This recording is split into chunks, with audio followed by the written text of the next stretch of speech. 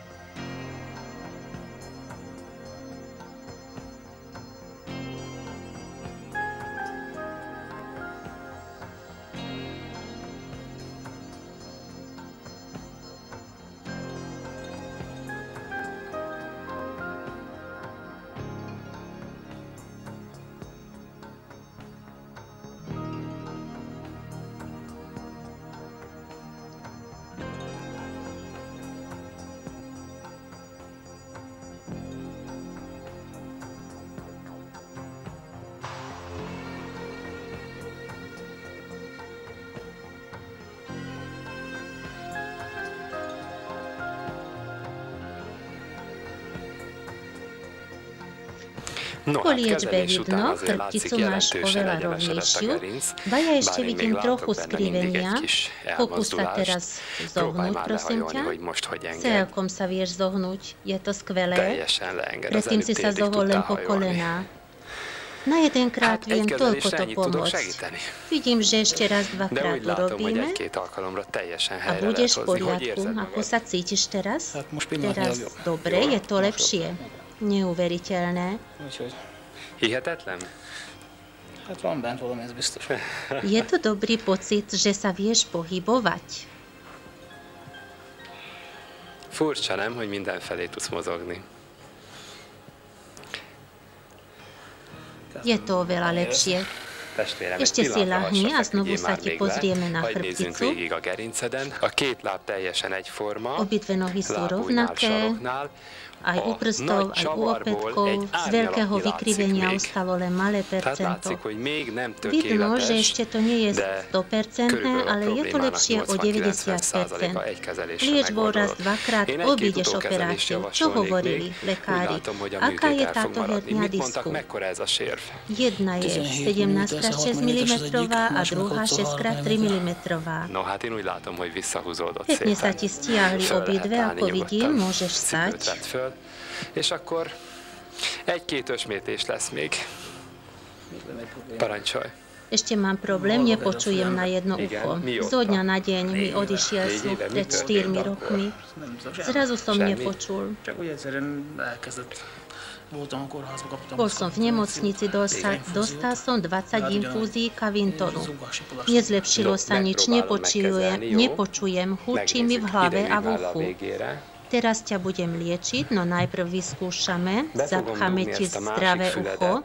Opakuj prosím po mne slova, ktoré hovorím. Piros, fekete, zöld, cica, tisza, pipa. Niektoré slová počuješ iba, druhé ucho je celkom zdravé. Áno. Teraz ťa budem liečiť a potom znovu vyskúšame, ako počuješ.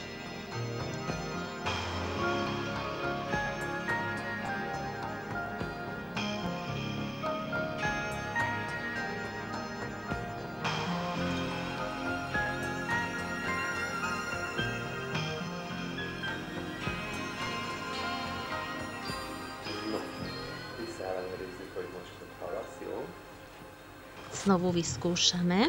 Piros, zöld, sárga, fekete, fehér, cica, tisza, pipa. Máš si takedy problém s uchom? Máš sa v poriadku? Ako sa cítiš? Rendben van, hogy érzed?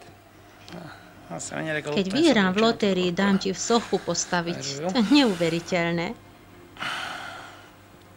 Darmo som praskal rukou, nič som predtým nepočul. Poďte sem, pani, povedzte, odkedy nepočul váš manžel? Už viac rokov. Čo ste skúšali robiť? V nemocnici bol pár týždňov, dostával infúzie Cavintonu, ale nepočul ani potom. Cítil húčanie v hlave v uchu. Zapchajte si zdravé ucho.